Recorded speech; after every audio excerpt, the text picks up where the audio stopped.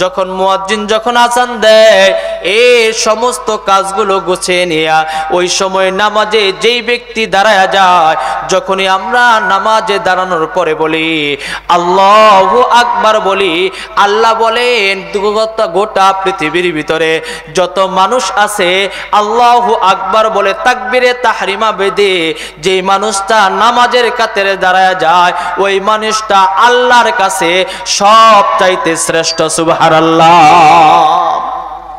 আর নামাজে দাঁড়ানোর পরে যখন আমরা বলতে থাকি সূরা ফাতিহা তেলাওয়াত করি কি করি না? সূরা ফাতিহা তেলাওয়াত করি, বলতে থাকি আলহামদুলিল্লাহি রাব্বিল আলামিন, আলহামদুলিল্লাহি রাব্বিল আলামিন।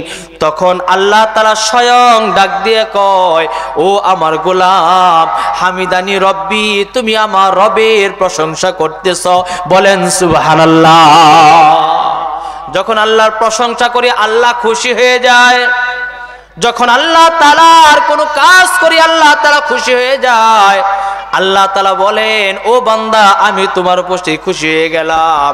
আর যখন আল্লাহ খুশি হয়ে যায় আল্লাহ বলেন, ওই গোলামকে যদি তার এখন মৃত্যু হয়ে যায় তার জন্য আমি জান্নাতের 8টা দরজাকে খুলে দিলাম। সুবহানাল্লাহ।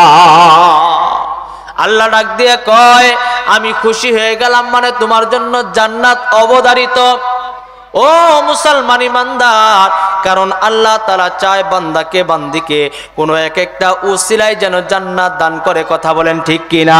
তদ্রূপ সন্তান এটা উসিলাও আল্লাহ তাআলা আমাকে আপনাকে জান্নাত দিতে পারে। আর আল্লাহ তাআলা আমাকে বিভিন্ন আমলের বিনিময়েও জান্নাত দিতে পারে কি পারে না?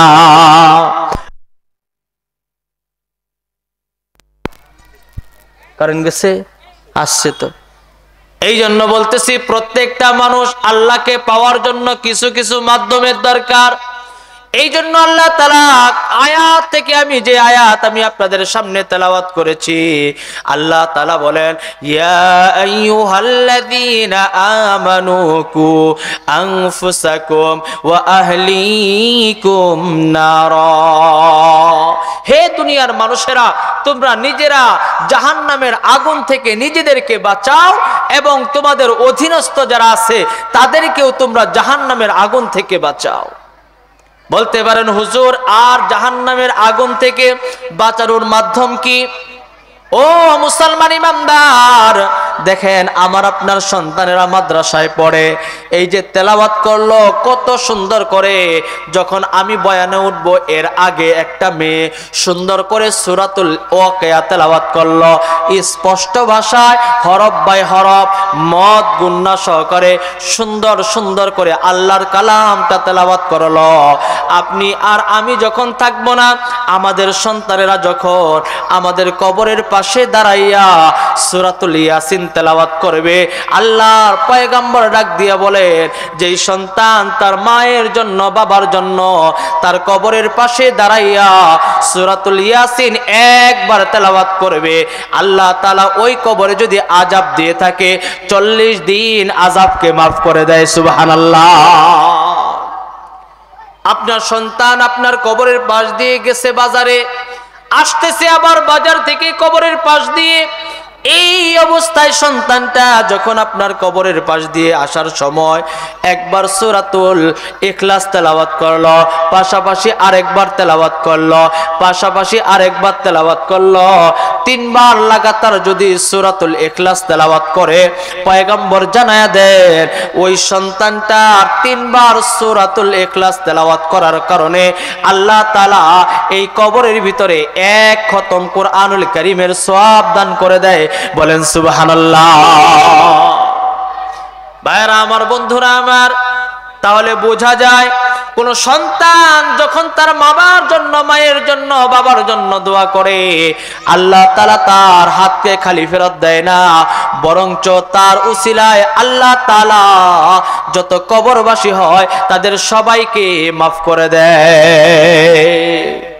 কারণ পৃথিবীর ভিতরে যত কালাম আছে সবচাইতে দামি কালাম হলো আল্লাহর কালাম কোরআন। বলেন সুবহানাল্লাহ। কেমন দাম কোরআনের!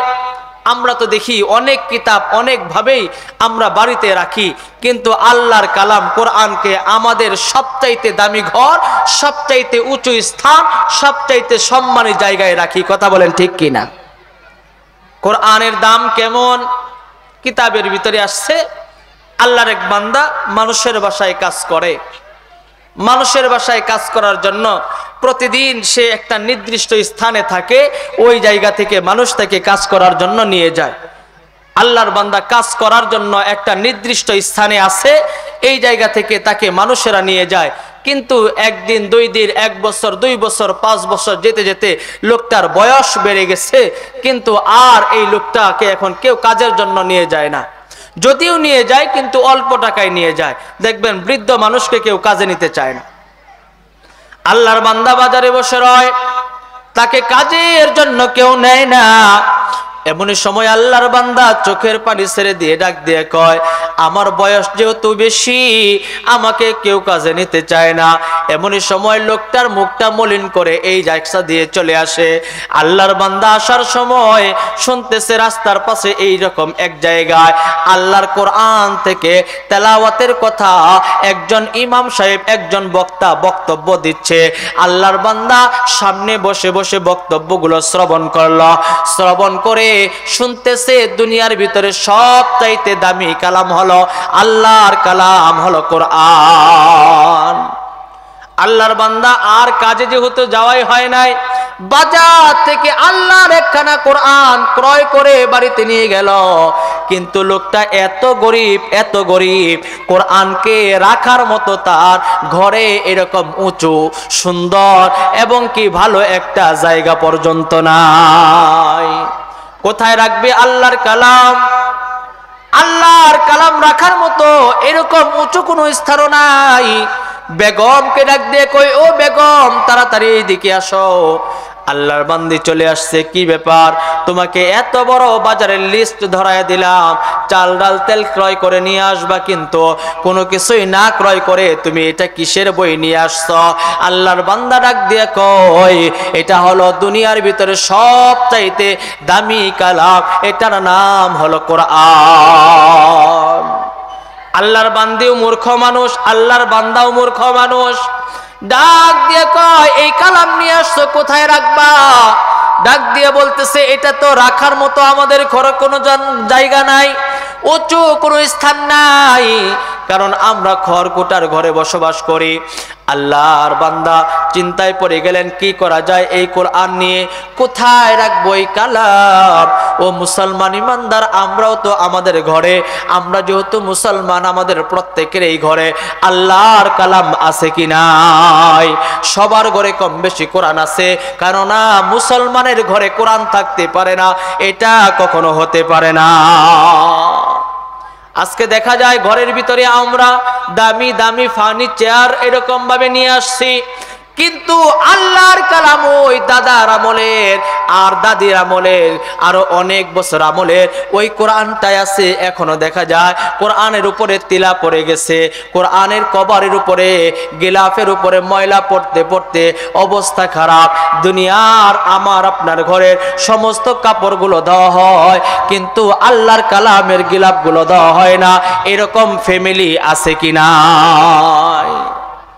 আল্লাহর বান্দা চিন্তা করে, কোথায় রাখবো আল্লাহর কালাম? আল্লাহর কালাম রাখার মতো জায়গা পায় না।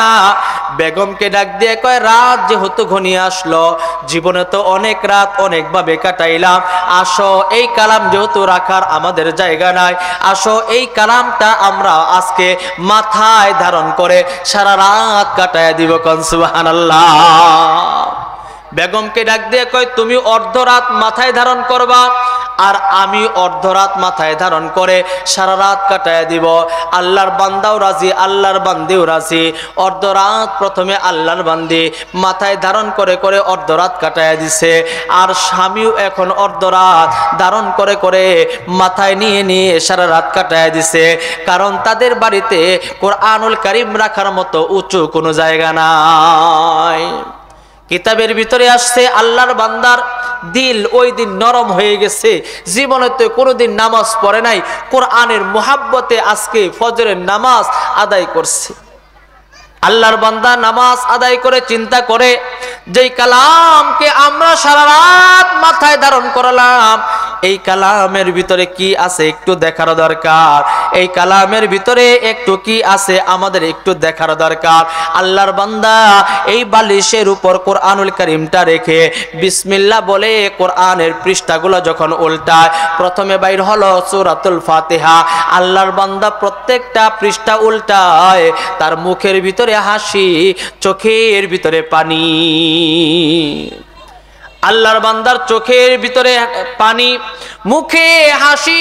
বেগম ডাক দিয়ে কয়, ও স্বামী, আপনার মুখে দেখি হাসি, চোখে দেখি পানি, কারণ কি? আল্লাহর বান্দা ডাক দিয়া কয়, ও বেগম, আমার মুখে হাসি, চোখে পানি, কারণ আমি তো কোনোদিন মক্তবে যাই নাই, আমি কোনোদিন মাদ্রাসায় যাই নাই, আমি কোনোদিন কোরআন শিক্ষা গ্রহণ করি নাই, কিন্তু এই কোরআনকে সারা রাত মাথায় ধারণ করার কারণে আমি বুঝতে পারলাম গোটা কোরআন আমার সূরা ফাতিহা থেকে নাস পর্যন্ত আমার মুখস্থ হয়ে গেছে। সুবহানাল্লাহ। কোরআন সারা রাত আমি মাথায় ধারণ করেছি। আল্লাহ পাক রব্বুল আলামিন আমার উপরে এত ইহসান করেছেন, এত দয়া করেছেন।